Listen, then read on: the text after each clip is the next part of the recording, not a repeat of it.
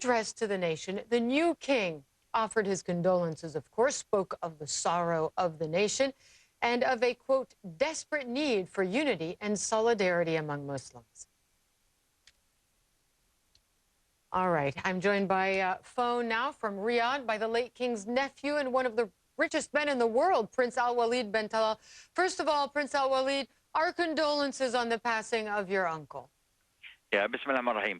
Many thanks, Hala, for your condolences. Thanks a lot. All right, I want to ask you first off, you were at the funeral. Tell us a little bit more about this day.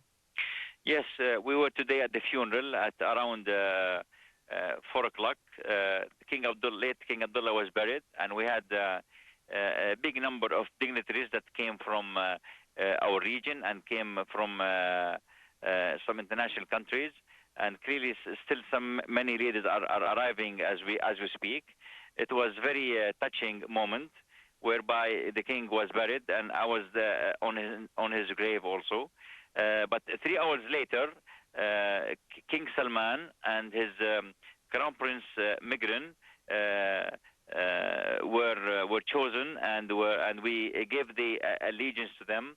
And a huge number of the Saudi population came to give the allegiance also, which will continue tomorrow and after tomorrow. So what's going to change here? Because we have the appointment of King Salman, who's an older gentleman, almost 80 years old, the Crown Prince, Mughren, and then there's the Deputy Crown Prince, the Interior Minister, Mohammed bin Nayef. Is that the sort of younger generation coming through?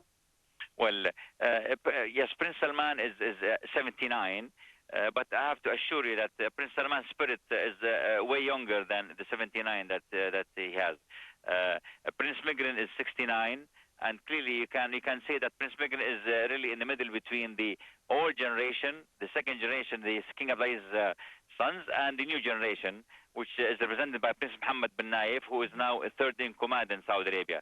So I think this trio really will give a boost to have the advancement of the reforms that began with King Abdullah. Will give it a big boost, I think. But Prince AlWaleed, we've spoken about this before. The pace of reform in the country that some see as being too slow. They look at human rights issues, they look at jailed bloggers and the lashings and things, and they say Saudi Arabia needs to speed things up at this point. Will it happen, do you think?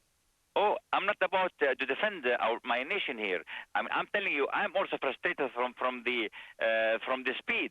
I want this thing to speed up, and I'm full agreement with you that I think our reforms on the political front, social front, economical front, and even financial front has to be expedited and to be faster. I'm with you on that matter, and I think that we will see this happening right now with the new trio that you have right now, represented by King Salman, Crown Prince Migran, and the third in command, Prince Mohammed bin Nayef. So you have confidence things will change, that this is good for the future of your country? Well, I mean, this is my wish, and that's my confidence right now.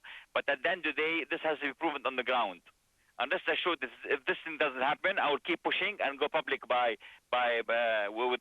my thoughts and my ideas. One quick last question, Prince AlWaleed. Did you have the opportunity to exchange words with your new king, King Salman?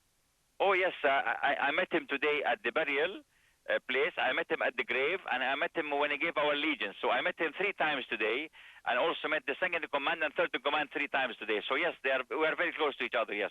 All right. May I ask what words you exchanged?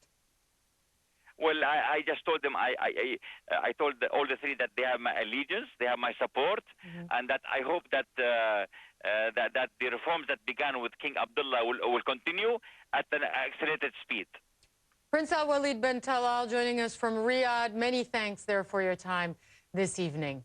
Pleasure to be with you on CNN. All right. Saudi Arabia's new king takes the throne at a time of great turmoil in the region, of course. Senior international correspondent Nick Robertson joins me now to talk more about that. You heard Prince AlWaleed Bin Talal there saying, I'm not going to argue with you about the slow pace of reform. I hope it goes quicker. This trio that he's talking about, the king, the crown prince, and the deputy crown prince. So will this be different?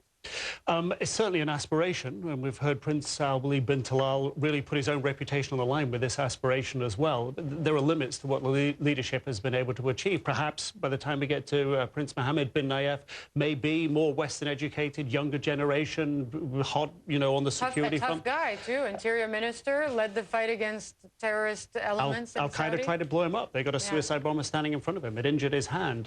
So this is a man who's got a visceral approach to tackling terrorism in the country. But the real problem for the king right now is the problem that he faces on his borders. This is a tumultuous time in the region. So these aspirations for change internally, I think the king's got a lot to focus on his borders.